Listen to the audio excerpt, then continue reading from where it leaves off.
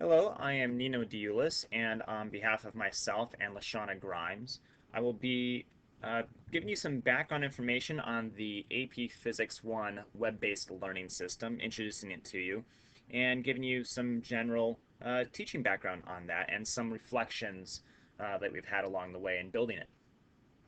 So, as you can see, this is the web-based learning system here. And so, some background to start on this, let's take a look at what I've done in the past. So basically, this web-based learning system is essentially the summer work for an AP Physics course. So for incoming students who are coming into the course, in the past, I've had them fill out a worksheet. In fact, this is the worksheet I've used in the past where it's got some background math and trigonometry, and then has some introduction to some physics concepts such as vectors, uh, breaking down these vectors, adding them together. The vectors are essentially arrows without getting into the content too much. And of course, it has some descriptions of velocity and speed and that sort of thing. And so was looking for a way to replace this with something better, something that was more collaborative and could engage the students much more. So this web-based learning system can support the teaching and learning of the students throughout the summer, so that way they can enter the school year hitting the ground running, really. And it allows us to support that teaching in several ways. We can provide the content through the series of videos and worksheets and quizzes that can be implemented online. In addition to that, there can be help and resources, and also there is a discussion board that I'll get into in a little bit that allows us to be more collaborative. The design ideas associated with the need that was uh, developed. So the need here is that AP Physics is a very intense course where students need to be able to come in and all be on the same page when they enter the school year, and they must be able to progress very quickly. And so in order to uh, lengthen the school year, if you will, there's a strong need for this learning system.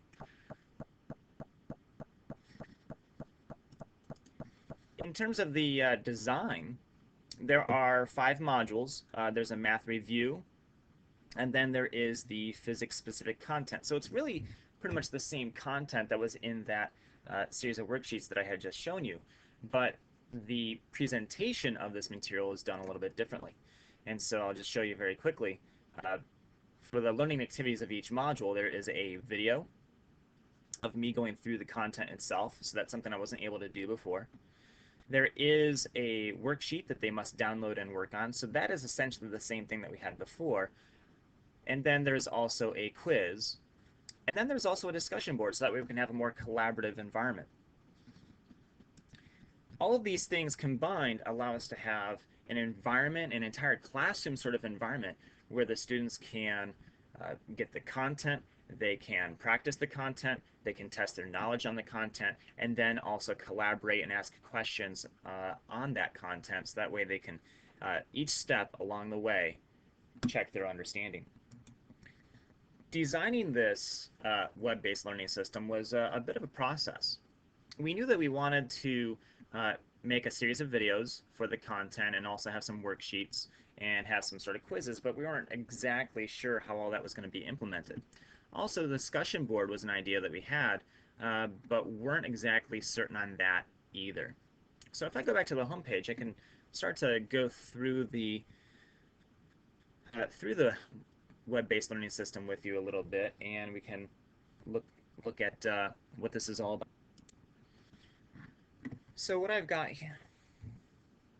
So what I've got here, excuse me, is I have an introductory page, a home page. I have a website overview that gives general instructions to the students. So I have those instructions kind of written out, and also some videos of that as well. Here I have a bit of a rubric on each part. So the quizzes, the pre-quiz is only 5 points. I didn't want to make that worth too much, but all the rest of the quizzes are worth 10 points each. Each module will have those components that I had stated of a video.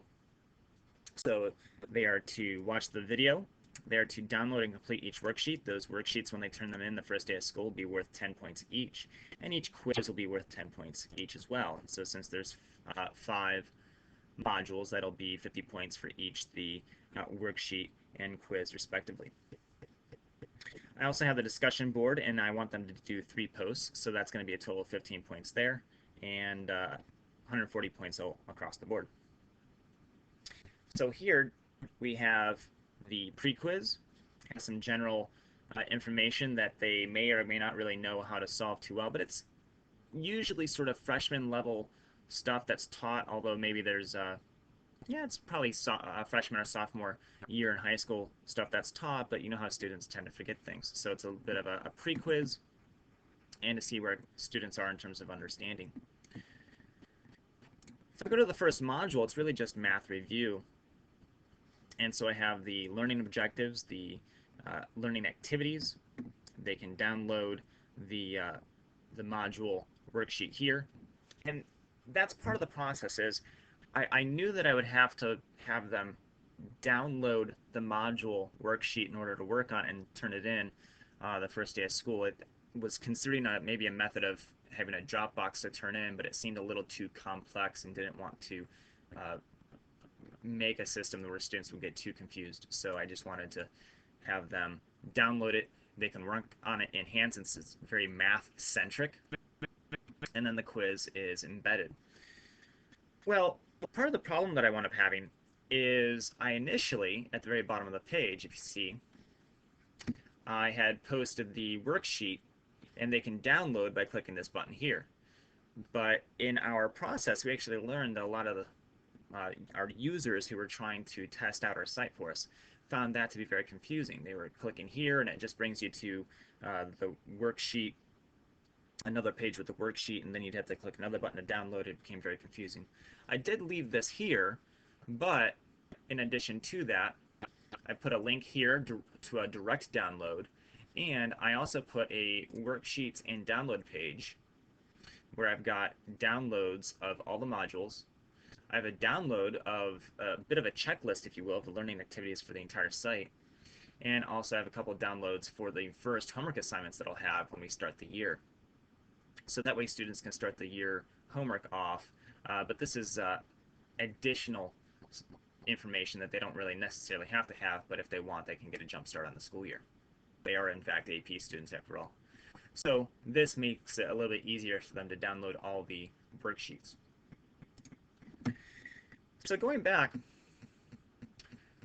one of the problems that we had was making a Google site. The Google site dimensions automatically adjust to your screen size, and so this white space that we were seeing took up the vast majority of the screen, and it was very aesthetically displeasing. One thing that I did to combat many of the problems that we were having is I made the site width 960 pixels. So no matter what screen size the user has, this space of white will essentially be within that 960 pixel range, and everything on the side will be this blue and black tone, which breaks up the white space a little bit, and it also does some other things to where it makes the look of the site the identical same no matter what the aspect ratio is of someone's computer, which really helped out with some problems with the discussion board and any pictures or anything like that that went on there. It made it so it's consistent and it's going to be viewed the way it is intended by myself and Lashana. So one other thing that I found was helpful is to break up and to improve the aesthetics. I wanted to add some pictures, but I didn't want to just add pictures for nothing. So I added in each module, I added at least one small picture of something that is physics oriented, and also added some sort of real world connection that goes along with that picture. I also added some description of the video contents, which I didn't initially have. That was something that was suggested as we went along in our process, and that helps to just give more of a teacher-student interaction.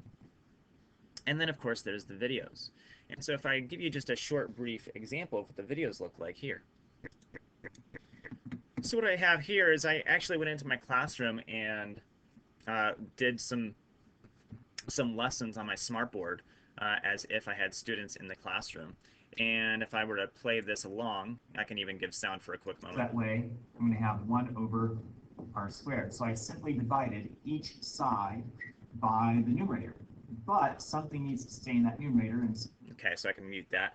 And so it's just kind of me going through the lesson, going through some algebra manipulation here in this video. And so it's something along those lines in each video where I'm going through some sort of math problem and giving an example of how it works and that sort of thing. So I had all these videos, and then I gave a little bit more information on the video contents. And then here is the worksheet that was made from scratch. And so the worksheet gives some background information. And then, again, they are going to download these worksheets. And this embedded version is just for their reference and gives them some ability to practice things that are taught in the video. And then after that, they will fill out this quiz. This quiz can be filled out directly in the embedded page. They'll put their name, their email address, and then they will answer the questions. And so they have to take, for example, this x equals 1/2 at squared and manipulate those variables to solve for t. So they should realize that the correct answer would be B in this case. So they would check off B right there and go through, and then they would submit, and then that would be the quiz for Module 1. Then after that, they can go straight to Module 2 right here, which was another change that I had made due to a suggestion from, in this case, it was a suggestion from a web design expert. And so I can go straight to Module 2. And then, again, they start the process over for the next module. Background information with a little picture there. They've got the learning objectives and learning activities, and a video, a worksheet, and a quiz. And they'll go through that for each of the modules. I had made several changes due to suggestions. One was increasing the text size, making the 960 pixel width was actually a suggestion from a web design expert, making some change at least in that regard, and so 960 pixels is what I decided to go with. And then if I go to the discussion board, this was changed quite a bit actually. So for one thing, I felt it seemed like a lot of our users were having some confusion as to what they were expected to do, so I put a video here in order to help explain what to do. I also put links in each of the module pages. There is a link to the discussion board page in each of those module pages. And then when going down to the module itself, this was changed dramatically. Initially, I wasn't really sure how to make a discussion board of any kind in a Google site.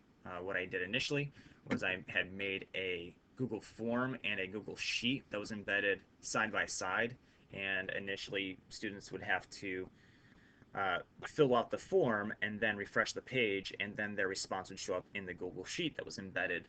But this, using a Google group, actually simplifies everything very nicely. And so if a student is to answer this question here, I have 3 questions, and they have to answer one of them. So for example, is deceleration always negative? Let's start by defining deceleration. And so under that topic, we can go through, and someone had answered this question, one of our users who had gone through and tested it. Someone had said deceleration is the opposite of acceleration and causes the object to slow down, and so on and so forth. And so this allows much more of an actual thread type discussion system, and so this is much better than what we had initially. So our initial implementation of the web-based learning system, as I said, we had some web design experts. We had, let me show you here, we had some people using the system. So here we had web design experts, and we had a Google form that we had given them. So for example, here is that Google form. It was the web-based learning system survey that we had given. And so we'd given a different survey to the different types of users that we had. And so here's the questions we asked the web design experts. How would you rate the aesthetics? How would you rate the ease of understanding? How to use the site? Something that is perhaps a bit more specific to the web design experts is asking about any errors in the site, broken links, that sort of thing. And so what I did is I gave them a 1 to 5 scale rating on each of these things, and then asked them for any additional comments. And I have gotten great feedback from our two users, or in this case, web design experts who are pretty well involved in web design. Content experts, we had a physics teacher and an engineer go through the content itself, and again, they were given a 1 through 5 scale rating. This came out pretty well. There was definitely more changes that were made because of the web design experts.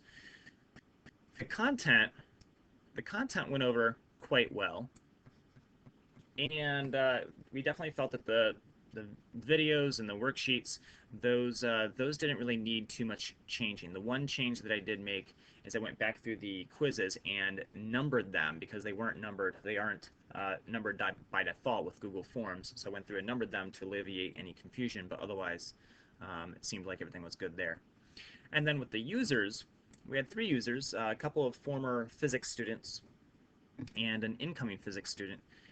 Again, similarly, they did a 1 to 5 scale rating.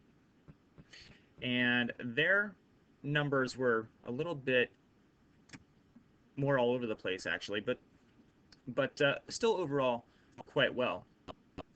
For example, the clarity of the quizzes they said was really good, and so we didn't have anything below a 4.3 out of 5 on our scale rating for any of these items.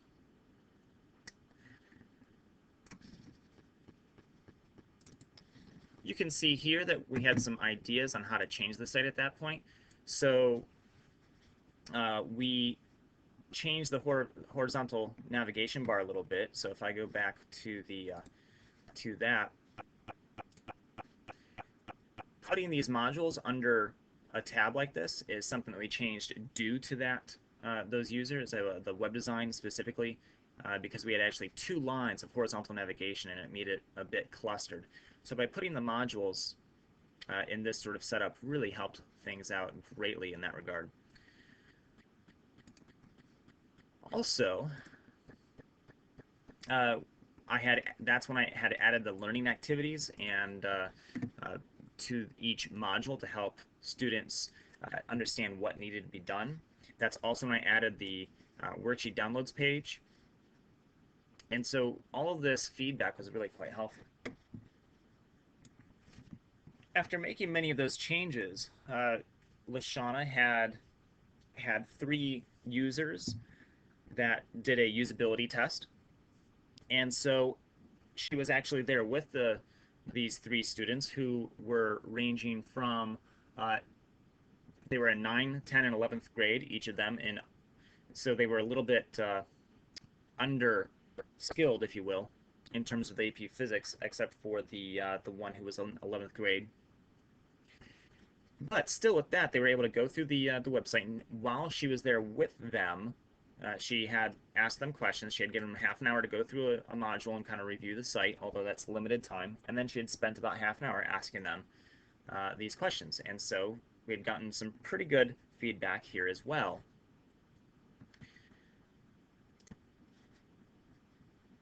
They liked the navigation bar, so the changes that we made due to the web design experts helped.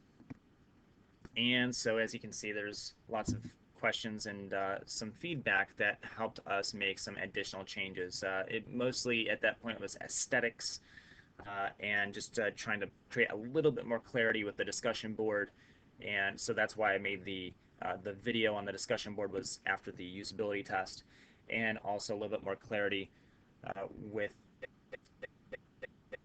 the downloads as well. So making multiple locations of where students can download. And so really overall, if we look at the learning task map that we had created when we initially had looked at this, developing this WBLS, one of the first things we did is we did a learning task map, looking at what things we needed and what things we wanted to develop. And so this is where we started. If we actually go down a little bit, this is where the students should be. This is the learning line. So they should have these skills coming in, and these are the skills that we needed to teach them, and this was sort of the track as to how we were going to do that. So it's a long route from going from here to an actual finished site that we feel actually will help the students in their summer work develop skills needed to enter the school year with success. To finish, I would say that one thing that we learned is that no matter how much work you put into something and think you have made it easy to understand, when somebody else reads it and tries to use it, they're going to find things and they're going to have confusions that you didn't foresee. And so it's really crucial to be able to go through and have a web design expert test it and have a user test it and have this usability test and to then be able to make modifications in order to alleviate any sort of confusion and actually improve the web-based learning system. So on behalf of Lashana, I am Nino, and we hope that you like our site. Thank you.